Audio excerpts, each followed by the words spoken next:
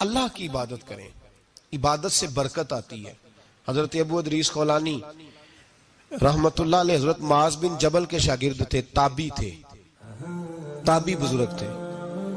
فرماتے ہیں کہ میں جب سے حضرت معاذ بن جبل کی صحبت میں بیٹھا نا تو برے کاروباروں سے میری طبیعت و چاٹ ہو گئی۔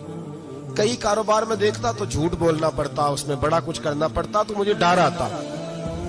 آپ فرماتے ہیں میں نے نا بڑی کوشش کی پر میری مرضی کا کام مجھے صوفی کاہل نہیں ہوتے۔ فرماتے ہیں میرے اندر طاقت تھی کہ میں حلال کما کے بچوں کو کھلاؤں پر میری مرضی کا کام نہیں ملتا تھا۔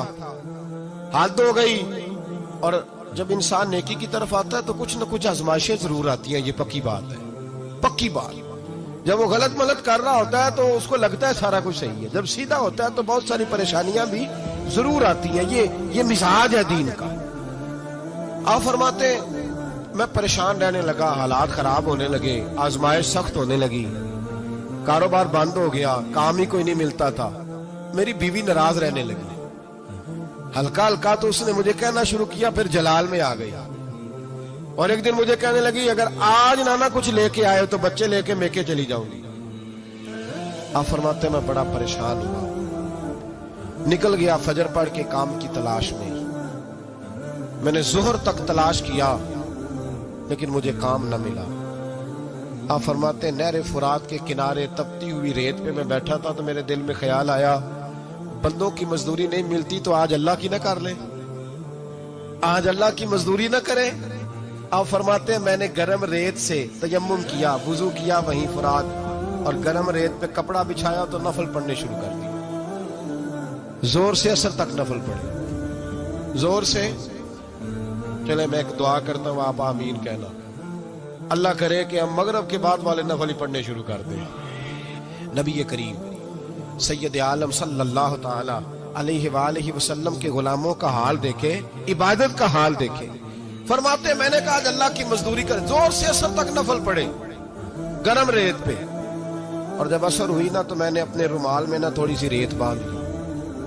گھر کی دیواریں چھوٹی چھوٹی تھی، میں نے کہا بیوی نے دیکھا نا خالی ہاتھ آیا ہے تو اندر سے شور کرے گی، ہم صاحب بھی سنیں گے، تو چلو جب دیکھے گی نا رومال میں کچھ ہے حوصلہ کرے گی، جب اندر جاؤں گا تو سمجھا لوں گا۔ آپ مسکرا رہے ہیں نا ہلکا ہلکا، اس کا مطلب ہے ان باتوں میں کافی صداقت ہے، پرانے بزرگ کر گئے تو اس کا مطلب یہ ہے کہ ان میں بہرحال کافی حد تک صداقت ہے، یہ شور ہوتے رہتے۔ کہتے میں نے وہ کہا کہ چلو دور سے دیکھے گی تو گھر جا کے سمجھا لوں گا۔ آپ فرماتے پہلے میری بیوی دروازے پہ بیٹھی رہتی تھی، بچے بیٹھے رہتے تھے، منتظر ہوتے تھے کہ کچھ لے کے آئے، گھر میں فاقہ ہوتا۔ آج میں گیا تو شور ہی کوئی نہیں، کوئی شے نظر نہ آئی، وہ ریت سے بھرا ہوا میرا پلو میں نے دروازے کے ساتھ رکھا، اندر چلا گیا، بیوی کو آواز دی کہاں ہو؟ کہنے لگی منہ ہاتھ دھو لو، میں روٹی لے کے آئی۔ ہاتھ ہو گئی، روٹی کدھر سے آئی؟ اس گھر میں تو فاقے تھے، کھانا کدھر سے آیا؟ کہتے روٹی لائی، سلاد بھی لائی، دودھ بھی لائی، اس زمانے میں جو نعمتیں تھی پھل بھی لائی، سارا آ گیا۔ میں نے گھور کے دیکھا، میں نے کہا کدھر سے آیا یہ سارا کچھ؟ کہاں ہے بچے؟ کہنے لگی روٹی کھا کے باہر نکل گئے۔ میرے دل میں خیال آیا میری بیوی کا کردار تو چاند سے زیادہ اجلا ہے، تو یہ سارا کچھ کیسے آیا؟ میں نے کہا یہ کہاں سے آیا سارا کچھ؟ تو کہتی ہے میری طرف دیکھ کے کہنے لگی پتہ نہیں آج کس کریم کی مزدوری کرنے چلے گئے تھے، پتہ نہیں کس کریم کی مزدوری پہ چلے گئے تھے، زور ہوئی ہے تو اس نے اناج کی بوریاں بھیجی ہیں، چاول بھیجے ہیں، پھل بھیجے ہیں، اتنا کچھ بھیجا ہے کہ میرے گھر میں رکھنے کو جگہ ہی کوئی نہیں۔ یہ کہتے کہتے اٹھی اور کہنے لگی پہلے ہی بڑا آیا تھا، اب اور کیا لائے ہو؟ آپ فرماتے میں سکتے میں تھا، اس نے جا کے میرا رومال جو کھولا، میں ریت لایا تھا، رب کریم نے ہیرے بنا دیے، وہ ہیرے بن گئے۔ آپ فرماتے کہنے لگی کس کریم کی مزدوری پہ گئے تھے؟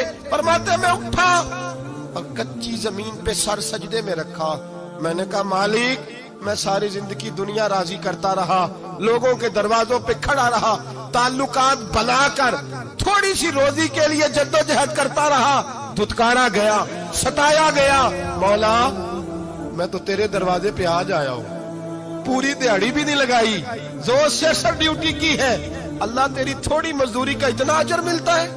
खुदाया तो इतना नवाजता है। फरमाया अल्लाह मैं मेहनत भी करूंगा, काम भी करूंगा, लेकिन दुनिया की मजदूरी थोड़ी करूंगा, मालिक तेरी इबादत ज्यादा करूंगा। भाई याद रखो, हम सारी जिंदगी लोग कब्रों में चले गए, मस्जिद नहीं आए। कब्रों में अलहाकुमुत तकासुर हत्ता ज़ुरतुमुल मकाबिर, कब्र में जाने का टाइम आया, लोगों की नमाजें पढ़ दी गई, पर लोगों ने नमाजें शुरू नहीं की। नमाजें पढ़ दी, कहीं ले जाओ, शादी का मौका है तो वो कराची जाने को तैयार है, लेकिन चंद फरलांग पे मस्जिद है, मस्जिद जाने को तैयार है। अल्लाह के वली की अलामत है, वो इबादत गुजार होता है। और जो ना नमाज पढ़े, ना नमाज पढ़ाए, वो जिंदीक तो हो सकता है, पीर हो सकता, मैं जिम्मेदारी से कह रहा हूं, जिंदीक तो हो सकता है पर पीर हो सकता बिल्कुल बेदीन है, बल्कि बददीन है, पीर हो सकता। इसलिए कि अल्लाह के वली की अलामत यह है कि उसके चेहरे पर इबादत की रोशनी होती है।